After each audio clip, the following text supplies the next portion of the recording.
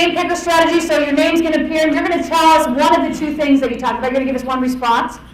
Then I'm setting this up because I think this is a good way to take it to the next level. So then the second person, you're going to give us an additional response of why that might be difficult to comprehend the text. And then my third person, you're going to decide which answer you agree with and tell us why.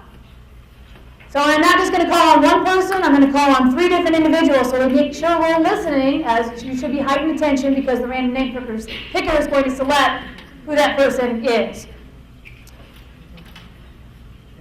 So Sarah, tell us one thing that might make it difficult to comprehend this text. When we were talking, you said the structure of the sentence is just very long. You're not used to writing that or even reading. Okay, so Sarah's answer, for those of you that might get picked was that the structure of the sentences was very long and might trip kids up. Okay? Jared. We said the vocabulary. Some of the vocab words were probably, they won't know what they mean. Okay, so vocabulary, they might not know what the words mean. So we have long sentence structure, vocabulary, might not know what those words mean. James, okay, you have 2 things. Which one do you agree with the most, or which one would you think would cause the most difficulty, and why?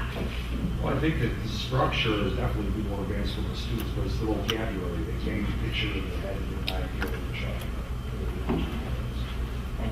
Excellent. So I wanted to give you this tweak on that strategy of the name picker, because instead of Ms. O'Brien saying, Sarah, I agree with your answer, it's an excellent answer, and everybody tunes out, I'm going to call on multiple people and but the kids are processing that, and then the bottom line is at the end saying the why. So instead of the teacher saying the why, the students are now saying the why and pausing that. That's going to tell you a lot about their understanding. And number 2, they're going to listen to the conversation better if they're still on the spot. Because once that one name goes up, they might be done. So any of your random name pickers, just a twist on that, taking it further, asking a couple of students to respond, the teacher says nothing. And then the last one you call on is going to be selecting and processing and saying why. Does that make sense? So just a little twist on that strategy we learned this fall.